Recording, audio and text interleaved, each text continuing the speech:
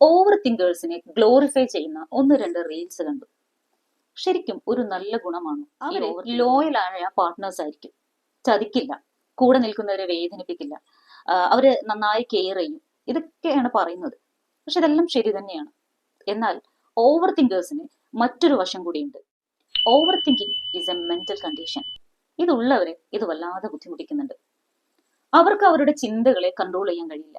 Stress, anxiety, depression, ഇതിന്റെയൊക്കെ ഒരു response ആണ് ഓവർ തിങ്കിങ്. അത്ര രസമുള്ള ഒരു ഏർപ്പാടല്ല ഇത്. ഇത്തരക്കാര് ഒന്നെങ്കിൽ പാസ്റ്റിലായിരിക്കും ജീവിക്കുക, അല്ലെങ്കിൽ ഫ്യൂച്ചറിൽ. അവർക്ക് പ്രസന്റിൽ ജീവിക്കാൻ കഴിയില്ല. ഇത് ഭയങ്കര പ്രയാസം ഉണ്ടാക്കുന്ന ഒരു കാര്യമാണ്. ഓവർ തിങ്കേഴ്സ് തങ്ങളുടെ പാർട്ട്നേഴ്സിനെ അനാവശ്യമായിട്ട് സംശയിക്കും. ബന്ധങ്ങളിൽ സംശയം വന്നാലുള്ള അവസ്ഥ എന്തായിരിക്കുമെന്ന് ആലോചിച്ചു നോക്കൂ. അവരുടെ ഈ സംശയം കാരണം അവരുടെ പാർട്ട്ണറിന് അനാവശ്യമായിട്ട് അവരോട് എക്സ്പ്ലനേഷൻ കൊടുത്തുകൊണ്ടേയിരിക്കേണ്ടി വരും. ഇവർക്ക് ഒരുതരം കൺഫ്യൂസിങ് മെന്റാലിറ്റി ആയിരിക്കും. ഇവരെ ഹാൻഡിൽ ചെയ്യാന്ന് പറയുന്നത് കുറച്ച് പാടാണ്. ഓവർ തിങ്കേഴ്സ് സത്യസന്ധരായിരിക്കും, ലോയൽ ആയിരിക്കും. അതുപോലെ തന്നെ അവർക്കൊരു സൈഡ് വശം കൂടെയുണ്ട്. അതും കൂടി അഡ്രസ് ചെയ്യപ്പെടണം.